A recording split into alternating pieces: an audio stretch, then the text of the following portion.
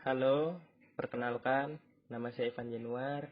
Saya berasal dari kelas 12 IPA 1. Sekarang saya akan menampilkan beberapa video, animasi, dan beberapa penjelasan soal untuk tambahan nilai kimia. Selamat menikmati.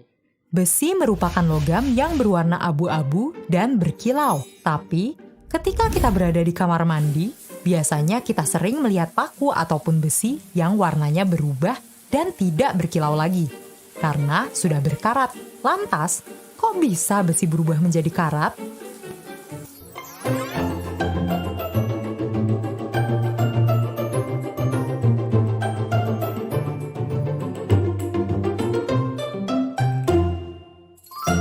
Besi yang berkarat merupakan salah satu contoh dari reaksi reduksi oksidasi yang biasa disebut redoks. Redoks merupakan suatu reaksi kimia yang menyebabkan adanya perubahan bilangan oksidasi pada suatu unsur maupun molekul. Selain itu, reaksi ini juga ditandai dengan penambahan atau pengurangan oksigen dalam suatu molekul. Perubahan ini nantinya dapat mengubah sifat ataupun bentuk dari zat tersebut. Reaksi redoks sendiri merupakan reaksi yang terjadi akibat adanya reaksi reduksi dan oksidasi. Reaksi oksidasi merupakan reaksi kimia yang menyebabkan bertambahnya bilangan oksidasi atau biloks, bertambahnya oksigen, maupun berkurangnya hidrogen dalam suatu senyawa. Sedangkan reaksi reduksi merupakan reaksi kimia yang menyebabkan berkurangnya biloks, hilangnya oksigen, maupun adanya penambahan hidrogen dari senyawa tersebut. Pada awalnya, besi merupakan suatu unsur. Namun, ketika bertemu oksigen dan air, maka besi akan bereaksi sehingga menghasilkan senyawa baru yang kita sebut dengan karat. Di dalam senyawa karat, terdapat unsur oksigen yang bergabung dengan unsur besi. Sehingga karat biasanya ditulis dengan rumus kimia, yaitu Fe2O3 yang berwarna merah.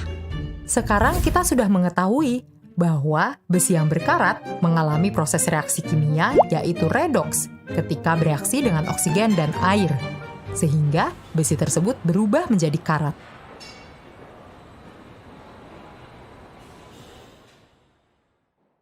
Sel volta. Sel volta merupakan alat yang menggunakan reaksi kimia untuk menghasilkan listrik. Nah, sebelum kita membahas lebih dalam, coba lihat yuk interaksi yang terjadi pada dua atom ini. Atom yang paling umum dijadikan contoh dalam sel volta, yaitu seng dan tembaga. Misalkan kita taruh ion tembaga 2+ di dekat atom seng. Secara natural, elektron akan berpindah dari atom Zn ke ion Cu2+ tadi. Lalu, apa yang akan terjadi? Atom Zn yang awalnya berbiloks 0 akan menjadi 2+. Dan ion Cu yang awalnya berbiloks 2+ akan menjadi 0. Atom Zn tadi kehilangan elektronnya, yang membuat dia mengalami oksidasi, yang menjadikannya reduktor terhadap ion Cu. Sedangkan ion Cu mendapatkan elektron dari Zn, yang membuatnya mengalami reduksi sekaligus oksidator terhadap Zn. Karena reaksi ini terjadi secara natural, maka reaksi ini disebut reaksi redoks spontan. Bentar deh, kenapa sih ion Cu ini yang ngambil elektron dari atom Zn dan bukan sebaliknya? Ya, karena Cu ini punya kekuatan lebih untuk menarik elektron ketimbang Zn. Kok bisa tahu sih Cu lebih kuat daripada Zn? Taunya dari mana? Jadi gini, di materi ini ada yang namanya deret volta. Simpelnya sih, dia itu merupakan urutan logam-logam berdasarkan kenaikan potensial listrik mereka. Kalau dibandingin sama atom hidrogen yang punya potensial listrik 0. Bisa dilihat di sini, bahwa Cu terletak jauh di kanan Zn, yang artinya dia tuh punya potensial listrik yang lebih tinggi dari Zn. Nah, dari sini kita bisa tahu kenapa Cu itu yang ngambil elektron Zn dan sebaliknya. Cara kerja sel volta. Misal, di sini kita punya dua larutan ZnSO4 dan CuSO4. Lalu, kita taruh sepotong logam Zn dan sepotong logam Cu. Kedua potongan logam ini disebut elektroda. Dalam reaksi ini, potongan logam Zn disebut dengan anoda, yaitu sebutan untuk elektroda tempat oksidasi terjadi. Sedangkan potongan logam Cu disebut dengan katoda, yaitu sebutan untuk elektroda tempat reaksi reduksi terjadi. Nah, antara kedua potongan logam ini kita hubungkan kabel. Dalam sel volta sebenarnya juga terdapat jembatan garam yang fungsinya sebagai penyimbang larutan. Tetapi di sini tidak akan saya perlihatkan dulu agar lebih fokus ke reaksi Zn dan Cu-nya.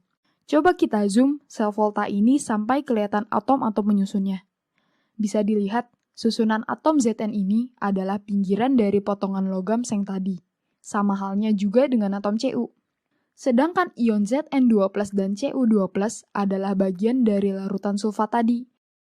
Udah pada tahu kan kalau Cu2+ itu lebih cenderung menarik elektron ketimbang Zn?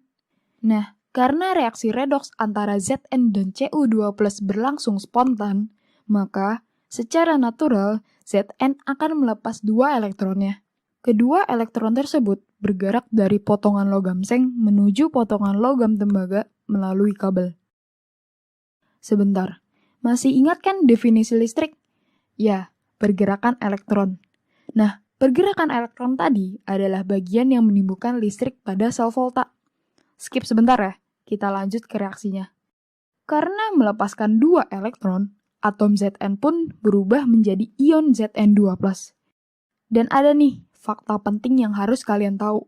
Nomor 1, atom netral atau yang tidak bermuatan akan membentuk logam padat. Dan nomor 2, ion logam biasanya bisa larut dalam air. Karena Zn2+ sudah bermuatan, otomatis dia akan larut dalam air. Ngikut teman-temannya yang ada di larutan seng sulfat tadi. Kita lanjut ke pergerakan elektron tadi. 2 elektron tadi akhirnya nyampe di potongan logam Cu. Karena di larutan ada ion Cu2+ bertebaran dan mereka haus akan elektron, salah satu dari mereka bakal mendekat ke potongan logam buat nyamperin 2 elektron sumbangan Zn tadi. Dan boom, dia berubah menjadi atom netral Cu. Berdasarkan fakta tadi, lama-kelamaan potongan logam seng akan menipis karena bakal banyak atom Zn yang larut ke larutan. Sebaliknya, potongan logam tembaga akan menebal karena makin banyak ion Cu2+ yang jadi netral dan akhirnya gabung menjadi bagian dari potongan logam. Lanjutan dari part 2, sekarang coba kita tulis deh reaksi dari seng dan tembaga tadi. Dimulai dari seng. Awalnya, Zn adalah bagian dari potongan logam, maka Zn adalah solid. Zn pun melepas 2 elektronnya, yang menyebabkan dia teroksidasi, biloxnya naik 2+, dan dia juga larut ke larutan, yang membuatnya menjadi sebuah EQ. Pindah ke tembaga. Awalnya, ion Cu2+ bertebaran di larutan tembaga sulfat, berarti dia termasuk EQ. Cu2+ lalu mendapat 2 elektron yang menyebabkan dia tereduksi, biloxnya turun menjadi 0, dan dia sekarang menjadi bagian dari potongan logam yang membuatnya menjadi sebuah solid. Sering juga dalam sel volta, kita diharuskan untuk menulis notasi selnya. Secara simpel, notasi sel itu merupakan singkatan dari reaksi tadi. Cara penulisannya dimulai dari anoda atau yang teroksidasi. Zn solid teroksidasi menjadi Zneq dengan bilox 2+. Cueq dengan bilox 2+ tereduksi menjadi Cu solid.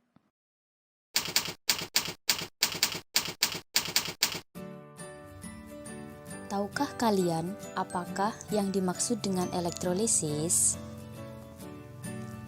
Elektrolisis adalah peristiwa elektrokimia dengan reaksi redoks tidak spontan. Dalam elektrolisis, kation akan menuju ke katoda, yaitu tempat terjadinya peristiwa reduksi. Sedangkan anion akan menuju ke anoda, yaitu tempat terjadinya reaksi oksidasi.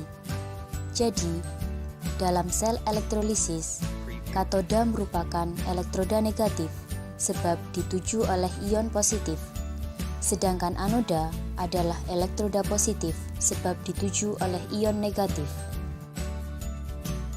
Selanjutnya, akan dilakukan percobaan elektrolisis larutan kalium iodida. Alat dan bahan yang dibutuhkan adalah 3 buah pipet tetes, elektroda karbon, larutan kalium iodida, larutan kloroform, indikator PP, tiang statif dan klem, tabung U, power supply, dan penjepit buaya. Dirangkai alat percobaan. Dimasukkan larutan kalium iodida 1 molar pada tabung U kurang lebih 3 cm dari mulut tabung. Masukkan 2 elektroda karbon pada tabung U. Pastikan ujung dari kedua elektroda terendam. Selanjutnya, jepit kedua elektroda menggunakan penjepit buaya yang telah terhubung dengan power supply. Setelah itu, nyalakan power supply dengan arus 6 volt. Beberapa menit kemudian, pada anoda, larutan berwarna kuning yang menunjukkan adanya ion iodida, dan lama-kelamaan berubah warna menjadi kecoklatan adanya larutan iodin. Sedangkan larutan pada katoda tidak berwarna dan timbul gelembung-gelembung gas. Dalam larutan kalium iodida, ion iodida bergerak menuju anoda, sedangkan ion kalium bergerak menuju katoda.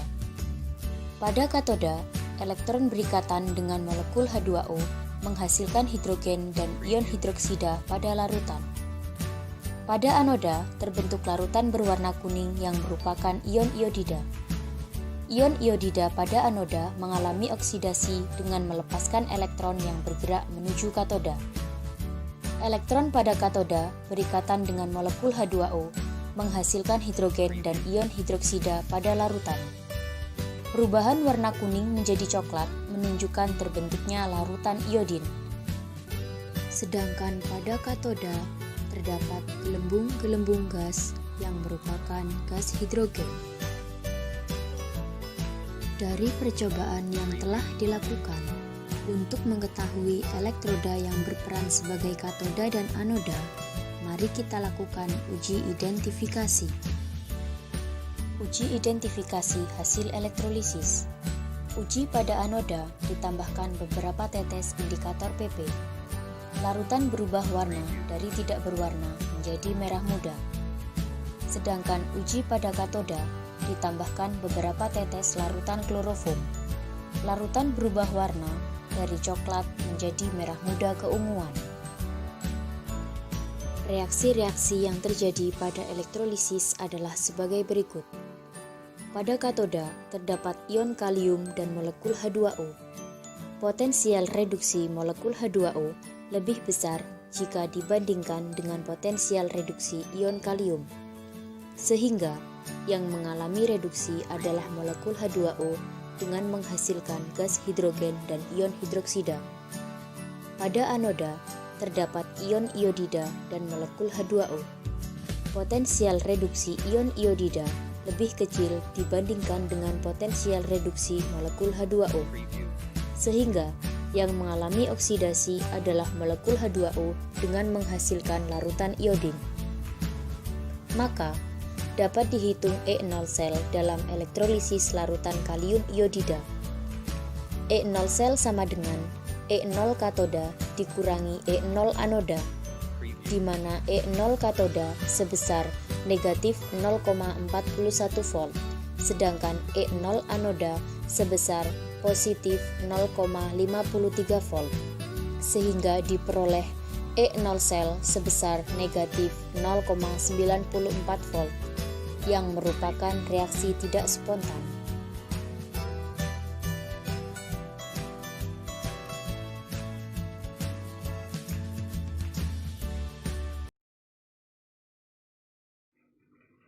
Karena di sini yang ditanya adalah reaksi yang berlangsung Berarti spontan. kita harus menganalisis reaksi ini satu persatu. Cara cepatnya adalah kita urutkan logam-logam ini menjadi urutan seperti dalam deret volta, yaitu yang dari mudah teroksidasi ke mudah tereduksi. Di sini yang paling mudah tereduksi adalah E kuadrat Cn. Jadi urutannya Cn paling kiri, kemudian disusul dengan Pb. Setelah itu baru yang positif Ag, kemudian Yang paling kanan adalah paling positif adalah PT.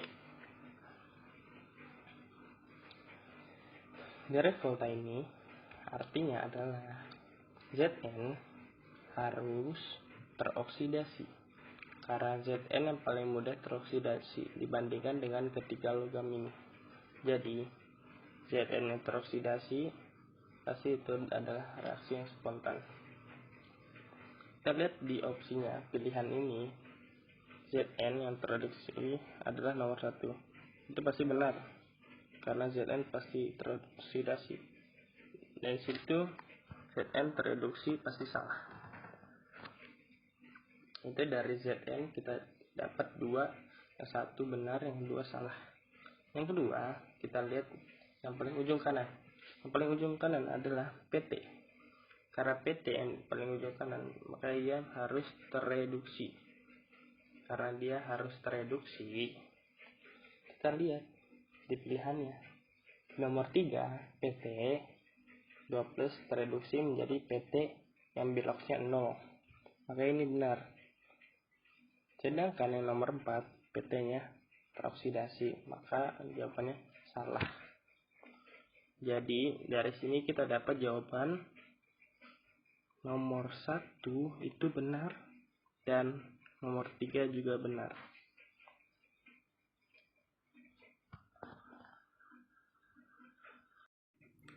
Potensial terbesar sel volta. Pertama, tentukan 2 ion logam dengan potensi reduksi terbesar dan terkecil, atau sama dengan E0 terbesar dan E0 terkecil.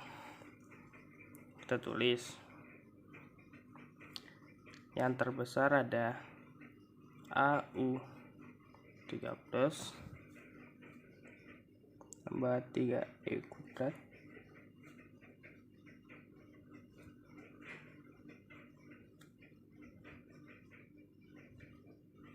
dan yang terkecil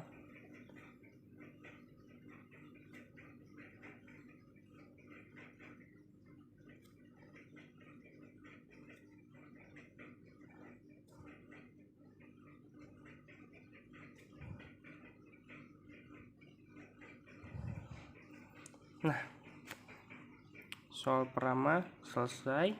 Yang kedua, tentukan logam mana yang mengalami oksidasi dan reduksi. Nah, cara kedua sangatlah gampang. Yang terbesar akan mengalami reduksi.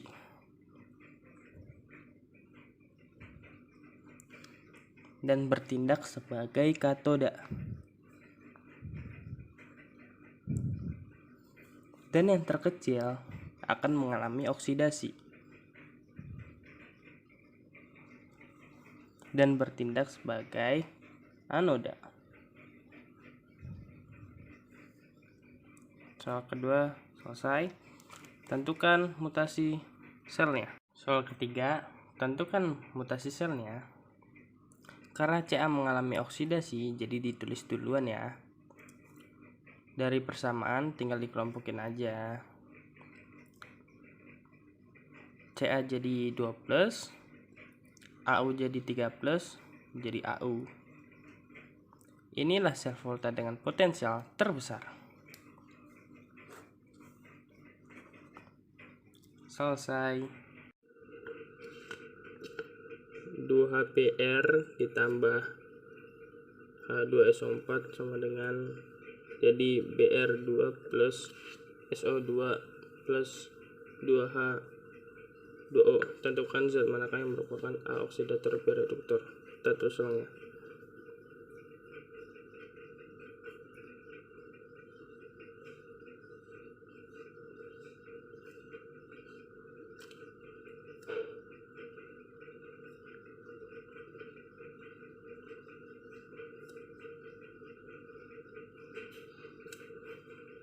Teman-teman, kita tentuin dulu bilangan oksidasi dari zat yang akan mengalami reduksi dan oksidasi.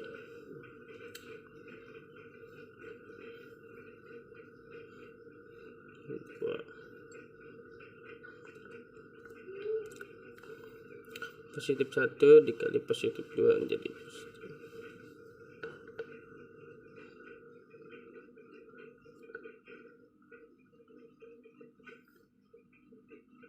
Br minus 2.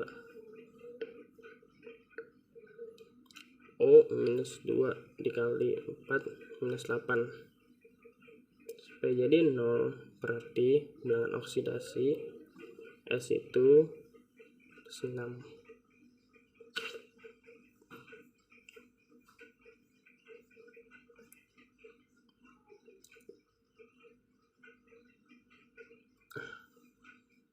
Br2 karena dia sendiri, bilangan oksidasi Br itu 0. SO2 sama O itu minus 2 kali minus 4.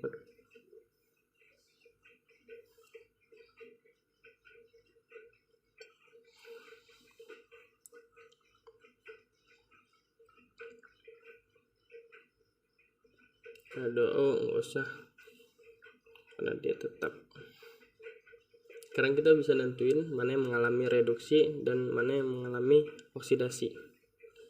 Yang pertama Br dulu. Minus 2 ke 0 itu mengalami kenaikan. Br di reaksi ini mengalami oksidasi.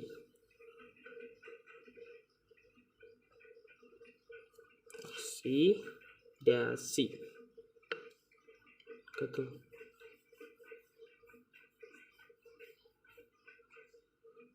Nah, sekarang bilangan oksidasi S dengan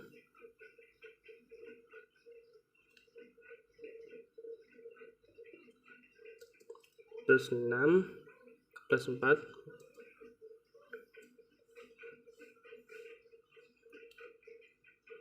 mengalami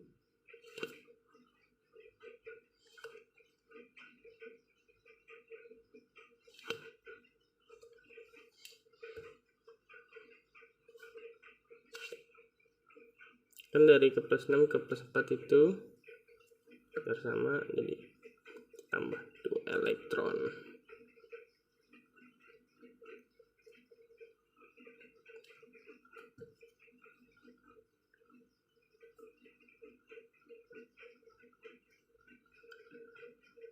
Pr juga sama,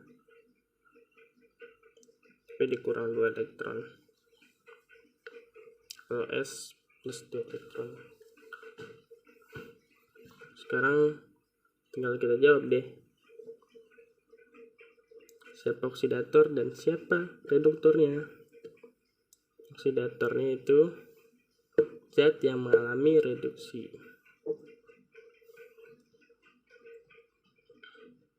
Oksidatornya yaitu H2SO4.